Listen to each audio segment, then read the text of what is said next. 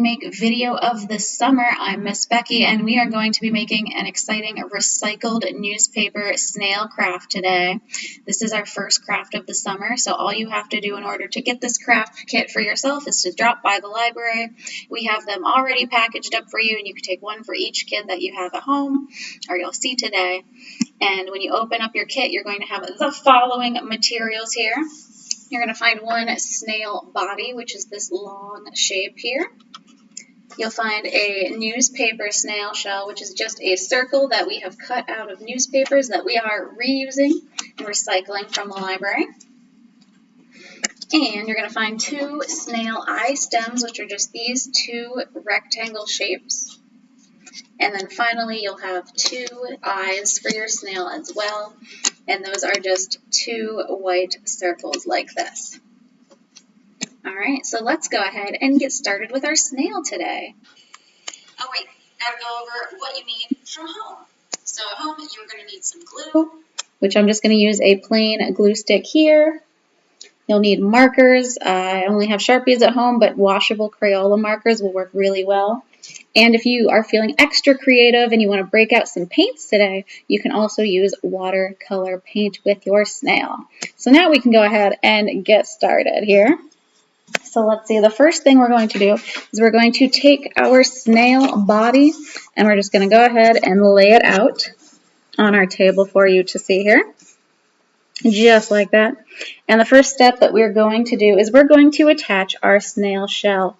Now, if you are going to be using watercolor paints with your snail shell, which you've seen I've done here, all you do, it's very easy, is you use watercolor paints to paint the whole one side of your shell.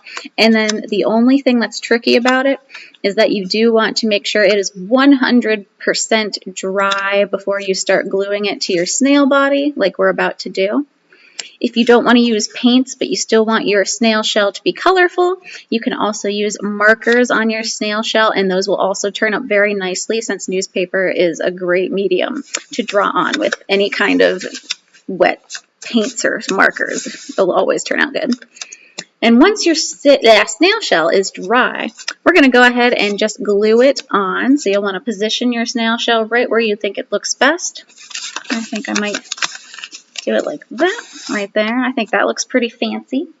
And then we're going to go ahead and take our glue stick here, and we will apply a thick line of glue all along the snail end here.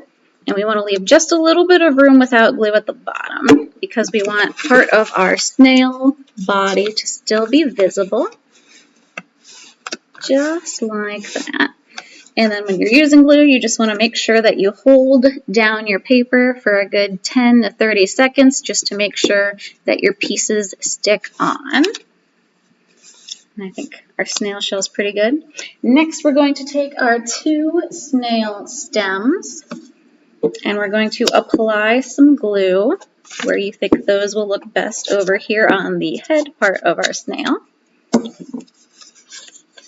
We're just going to stick them down like this.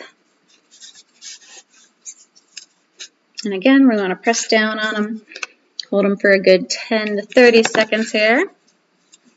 And then finally, you're going to want to add your eyes. And you'll see for these ones, I have already used a black marker to draw some pupils on our snail. And we're just going to add a little bit of glue to the top of those stems. And we'll stick our eyeballs right on top. You can also put your glue directly on the back of your eye. And here we have a very cute recycled paper snail. And I think I'm going to add just one more finishing touch here. He needs a little smile. So we're just going to go ahead and draw a smile on our snail. There we go. Oh my gosh, he looks so much cuter now.